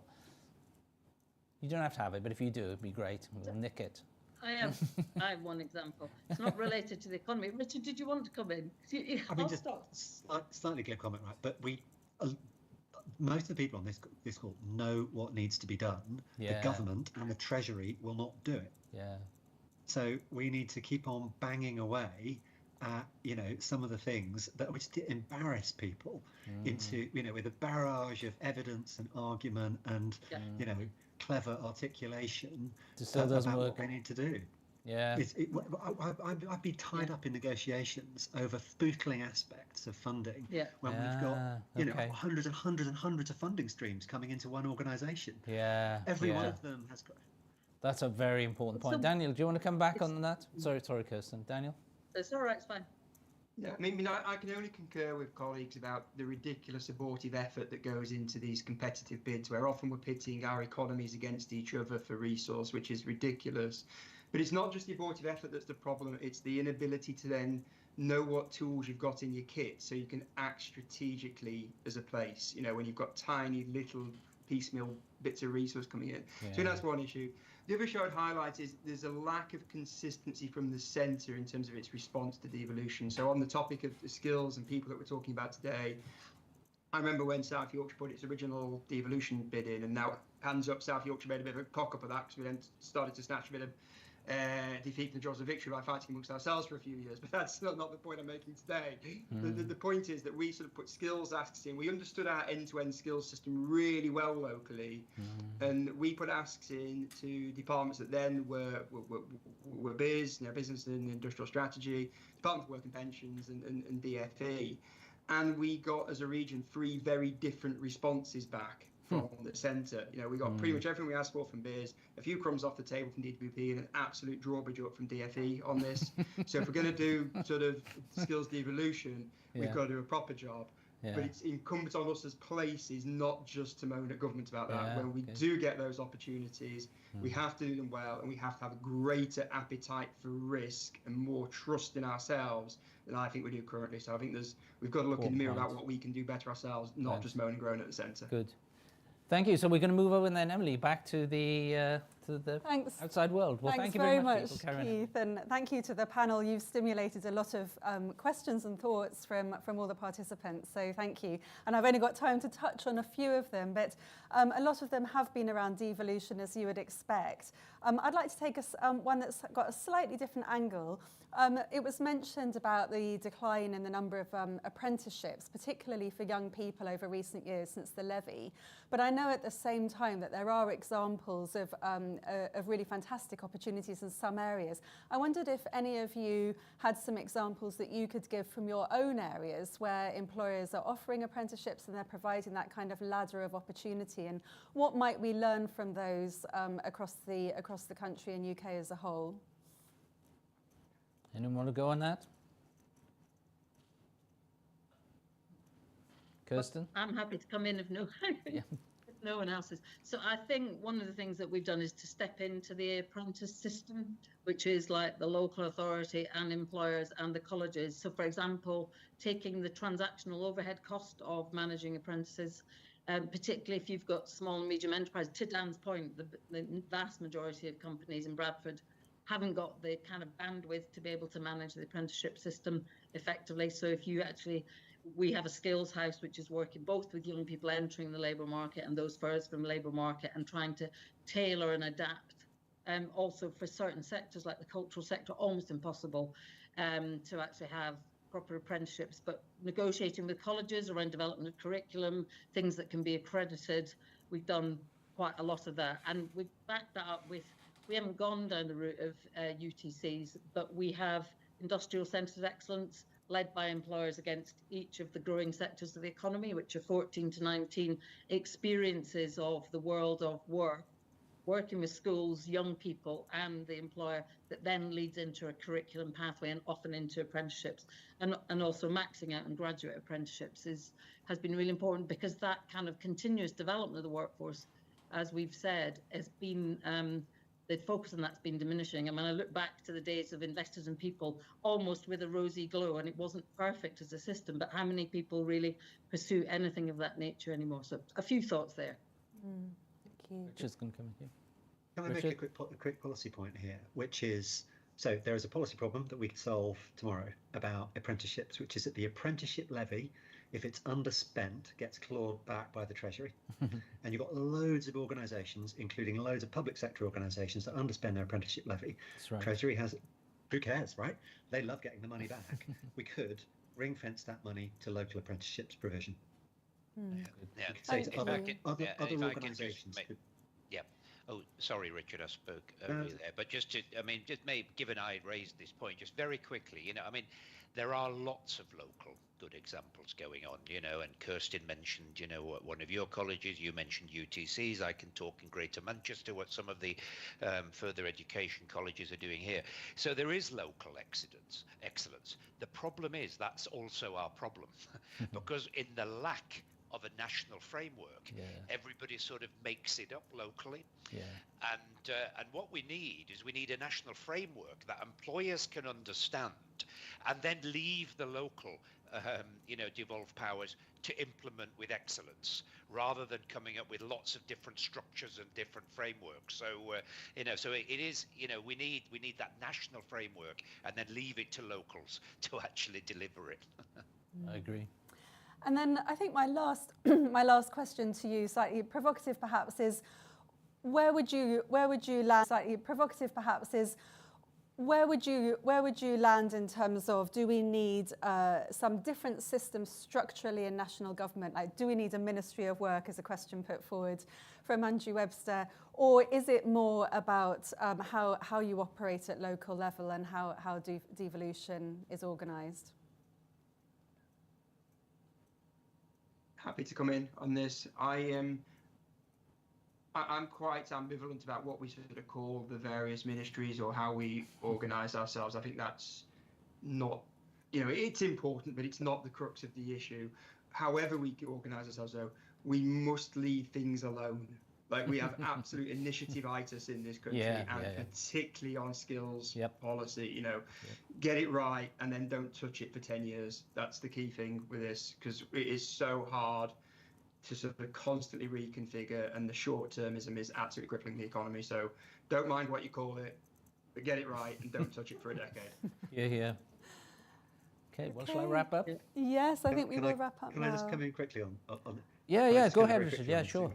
So I think it is less about structures and more about incentives.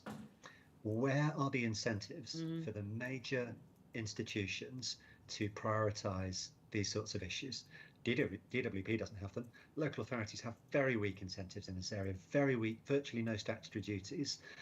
Colleges, of course, have their own providers have their own incentives, but they are very particular. I think there's a critical lack of incentives in this area. That's true. Yeah, when at Sheffield Sheffield University, we set up an apprentice training centre with AMRC. I was asked by Tim Melville-Ross, the head of HEFCE, why did you set this up? You had no advantage. There was no incentive to do it. I said, well, maybe it was the right thing to do. And I think that's actually the other thing. We have to think, do we understand what the right thing to do? Are we then, do we have the discretion to do them? That's what you said, Richard. Okay.